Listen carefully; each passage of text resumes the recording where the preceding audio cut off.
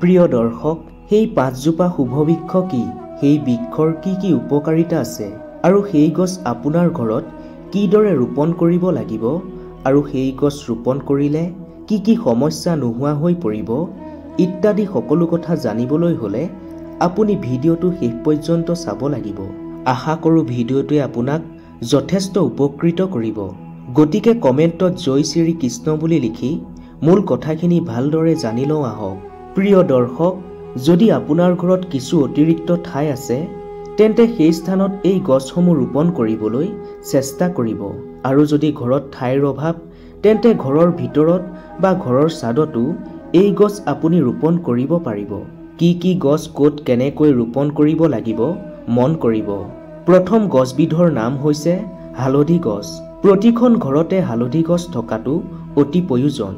বিভিন্ন ধৰ্মীয় কাৰ্য তথা দেৱ-দেৱীৰ পূজা অৰ্চনাত এই হালধি গছ ব্যৱহাৰ কৰা দেখা যায়। সিদ্ধিদাতা গণেশৰ পূজা হালধিৰ অবিহনে কেতিয়াও সম্পূৰ্ণ নহয়।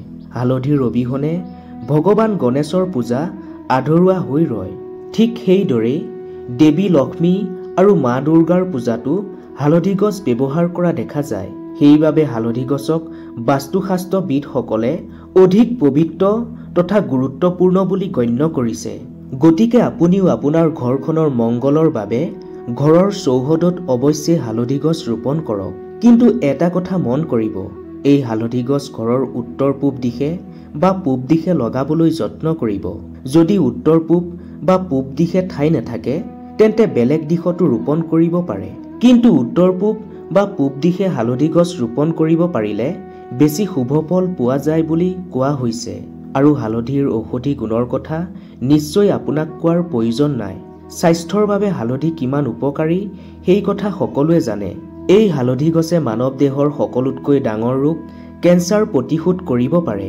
কাৰণ হালধি গছত থাকে কাৰ্কিউমিন নামৰ এবিধ পদাৰ্থ, যি পদাৰ্থই আমাৰ শৰীৰক কেঞ্চাৰৰ পৰা বচাই ৰখাত সহায় কৰে। তাৰ সমানে শৰীৰৰ আন বহু সমস্যাও হালধিয়ে দূৰ কৰে। বিষৰ সমস্যা হালধিয়ে দূৰ কৰে, পেলু নাশ কৰে, কাহ কফ টনচিলৰ সমস্যাৰ বাবেও হালধি উপকাৰী। হালধিয়ে আমাৰ লিভাৰ সুস্থ ৰখাত সহায় কৰে। পেটৰ ভিতৰত হোৱা ঘাও হালধিয়ে ভাল কৰে। এনে বহু উপকাৰী ঔষধি গুণ হালধিৰ মাজত পোৱা যায়।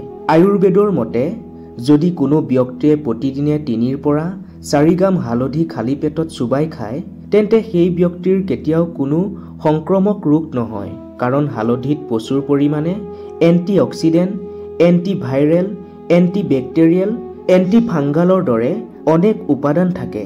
সেইবাবে প্ৰতিদিনে খালী পেটত মৌ অথবা গুড়ৰ লগত মিলাই ঘৰৰ প্ৰতিগৰাকী সদস্যই এটুকুৰা হালধি খোৱা উচিত। তেতিয়া দেখিব ঘৰখনৰ কোনো সদস্যই কেতিয়াও বেমাৰত পৰিবলগীয়া নহয়।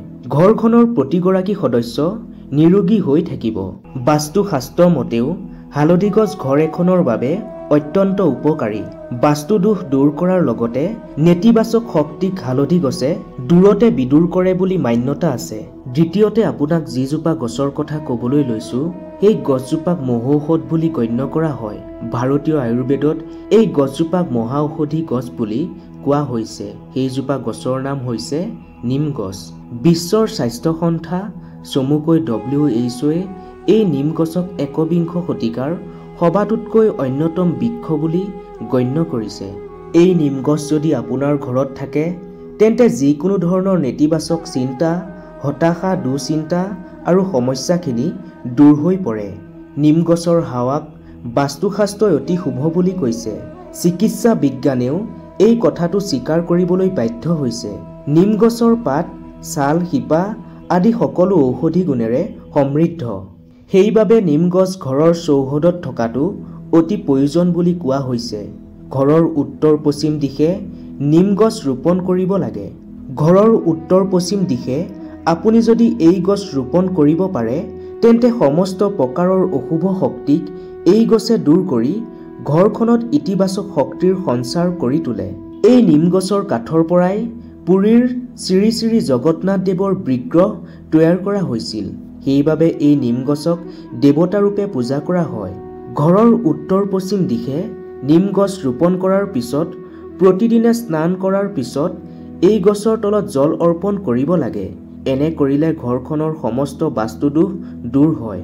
আন এটা জৰুৰী কথা হৈছে যে নিম গছ ডাঙৰ হোৱাৰ পিছত সপ্তাহত অন্তত 3 দিন নিম পাত পতাত পিচি খালী পেটত খাব লাগে।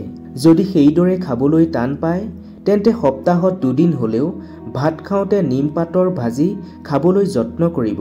ইয়াৰ ফলত আপোনাৰ শৰীৰৰ তেজ পৰিষ্কাৰ হ'ব আৰু শৰীৰ শক্তি বৃদ্ধি পাব। লগতে কাম কৰাৰ বাবে মন উদ্যমী হৈ পৰিব। নিম গছৰ আন বহু উপকাৰিতা হৈছে নিমৰ পাত খালে কৃমি নাশ হয় আৰু মেলেৰিয়া ৰোগৰ পৰা পৰিত্ৰাণ পাব পাৰি। নিম পাতে বসন্ত ৰোগ প্ৰতিৰোধ কৰে। জণ্ডিছ আৰু বহুমূত্ৰ ৰোগত নিম পাতৰ ৰস খালে বা নিম পাতৰ আঞ্জা খালে শুভ ফল পোৱা যায়। মহানিমৰ পাত সিজাই চেঁচা কৰি ইয়াৰে মূৰ ধুলে উফি নাইকিয়া হয়, চুলিবোৰ ভাল হয়, মূৰৰ ছালৰ ৰোগ নিৰাময় হয়।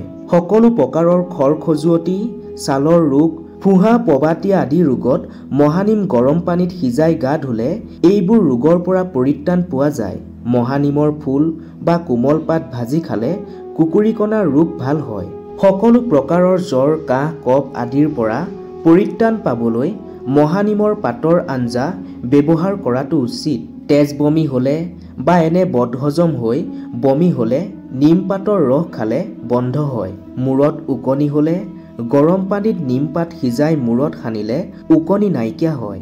নিম গছৰ কোমল ঠাৰিৰে দাঁত ঘঁহিলে পোকে খোৱা, দাঁতৰ গুৰিৰে তেজ ওলোৱা এইবোৰ নোহোৱা হয়। লগতে দাঁত উজ্জ্বল আৰু ভাল হয়। দাঁতৰ সৌন্দৰ্য বাঢ়ে। এনে বহু ঔষধি গুণেৰে সমৃদ্ধ দেৱতুল্য নিম গছ সেইবাবে ঘৰত থকাটো অতিকৈ প্ৰয়োজন। তৃতীয় গছজোপাৰ নাম হৈছে তুলসী গছ। এনে কোনো ঘৰ হয়তো নোলাব যাৰ ঘৰত তুলসী গছ নাই, কাৰণ এই গছক আমি দেৱী ৰূপে পুৱা গধূলি পূজা কৰোঁ। শাস্ত্ৰত কোৱা হৈছে যে যিখন ঘৰত তুলসী গছ থাকে আৰু নিয়ম মতে যিখন ঘৰত পুৱা গধূলি তুলসী গছক পূজা কৰা হয় বা জল অৰ্পণ কৰা হয় সেইখন ঘৰত যমৰাজে কেতিয়াও প্ৰৱেশ কৰিব নোৱাৰে। তুলসী গছ থকা মানুহৰ ঘৰত কেতিয়াও কাৰো অকাল মৃত্যু নহয়। তুলসী গছক অত্যন্ত পবিত্ৰ গছ বুলি বিশ্বাস কৰা হয়। তুলসী গছৰ পূজা কৰিলে মনুষ্যৰ সকলো প্ৰকাৰৰ পাপ নাশ হয়। এই সন্দৰ্ভত আমি তুলসী গছৰ ওপৰত আগৰ ভিডিঅ'ত বিস্তাৰিতভাৱে উল্লেখ কৰিছোঁ। যদি ভিডিঅ'টো চোৱা নাই তেনেহ'লে আমাৰ ডেছক্ৰিপশ্যনত ভিডিঅ'টো লিংক দিয়া থাকিব, তাত ক্লিক কৰি আপুনি চাই ল'ব পাৰে।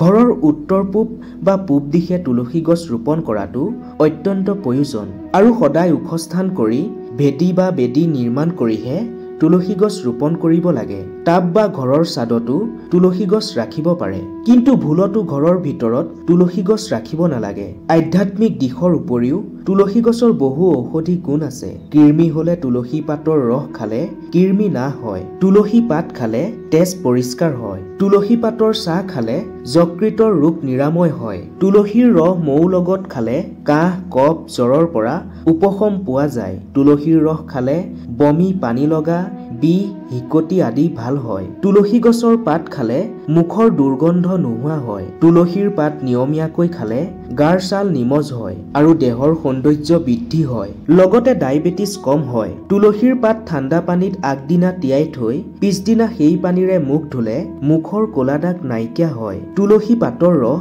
এণ্টিছেপ্টিকৰ কাম কৰে। ক'লা তুলসীৰ পাতৰ ৰস গৰুৰ ঘিউৰ লগত খালে বাত ৰোগ ভাল হয়। তুলসী পাতৰ ৰস আৰু হালধিৰ ৰস মিহলাই খালে উচ্চ ৰক্তচাপ ভাল হয়। লগতে তুলসীৰ লগত ক'লা নিমখ আৰু জালুক মিহলাই খালে হাইজা ৰোগ নিৰাময় হয়। তুলসী গছে বায়ু বিশুদ্ধ কৰে। তুলসী গছ যি ঠাইত ৰোৱা হয় সেই ঠাইৰ চাৰিওফালৰ প্ৰায় 650 ফুট ব্যাসাৰ্ধলৈকে ঠাইখিনিৰ বায়ু বিশুদ্ধ হৈ থাকে। ইয়াৰ উপৰিও কাণৰ বিষ হ'লে তুলসী পাতৰ ৰস অলপ গৰম কৰি কুহুমীয়া কৰি কাণত টোপ টোপকৈ পেলাই দিলে কাণৰ বিষ কমি যায়। গতিকে ইমানবোৰ ঔষধি তথা দৈবিক গুণেৰে সমৃদ্ধ তুলসী গছ ঘৰত থকাটো অতিকৈ প্ৰয়োজন। চতুৰ্থ গছজোপাৰ নাম হ'ল বাঁহ গছ। হয়, আপুনি ঠিকেই শুনিছে, বাঁহ গছ ঘৰৰ চৌহদত থকাটো অত্যন্ত শুভ।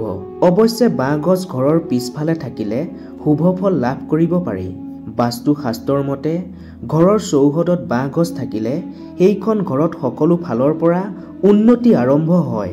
বাঁহ গছক উন্নতিৰ বাহক ৰূপে গণ্য কৰা হয়। যদি ঘৰৰ চৌহদত বা ঘৰৰ পিছফালে বাঁহ গছ থাকে তেন্তে পৰিয়ালৰ সুখ শান্তি বিঘিনি হোৱাৰ আশংকা নোহোৱা হৈ পৰে। তাৰ সমানে বাঁহ গছ ঘৰৰ চৌহদত থাকিলে ভাগ্যই লগ দিয়ে বুলি কোৱা হৈছে। আৰ্থিক দিশত থকা সকলো ধৰণৰ সমস্যাৰ পৰা পৰিত্ৰাণ পাবলৈ ঘৰৰ চৌহদত বাঁহ গছ থকাটো খুবেই প্ৰয়োজন বুলি বাস্তুশাস্ত্ৰই কৈছে। কিন্তু ভুলতো ঘৰৰ সন্মুখৰ দিশত বাঁহ গছ থাকিব নালাগে। ঘৰ, দোকান বা অফিচত যদি এই ধৰণৰ সৰু বাঁহ তথা অৰ্থাৎ লাকি বেম্বো বা লোটাছ বেম্বো যদি ৰাখিব পাৰে তেন্তে সেয়া আপোনাৰ বাবে খুবেই শুভ বুলি কোৱা হৈছে। যিকোনো নাৰ্চাৰীত এই ধৰণৰ সৰু বাঁহ গছ আপুনি পাই যাব।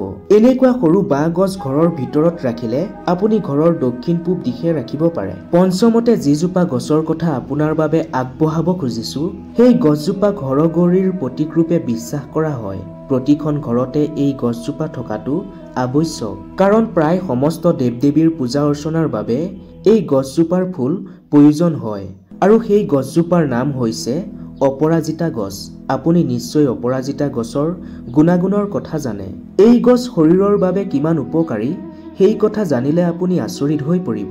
অপৰাজিতা ফুলৰ পাত হৃদৰোগৰ বাবে লাভজনক বুলি গণ্য কৰা হয়। হৃদৰোগৰ লগত সম্বন্ধিত ৰোগসমূহক আঁতৰ কৰি ৰাখিবলৈ আপুনি অপৰাজিতা ফুলৰ পাত ব্যৱহাৰ কৰিব পাৰে।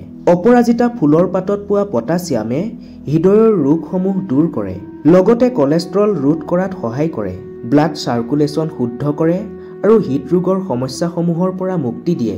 এই অপৰাজিতা ফুল চুলিৰ বাবেও ই অতি উপযোগী। চুলি সৰা আৰু চুলি ৰুক্ষ হোৱাৰ পৰা বহু লোকে চিন্তিত হৈ থাকে। প্ৰায় লোকে বিচাৰে যে নিজৰ চুলিকোছা ধুনীয়া আৰু শক্তিশালী হোৱাটো, কিন্তু প্ৰদূষণ আৰু ধূলিৰ বাবে চুলি সৰিবলৈ ধৰে। কিন্তু অপৰাজিতা পাতত পোৱা বায়'ফ্লেভেনইডছ চুলিৰ গ্ৰন্থিৰ বাবে বহু উপকাৰী। চুলি সৰা আৰু বগা হোৱাৰ পৰা ৰক্ষা কৰে।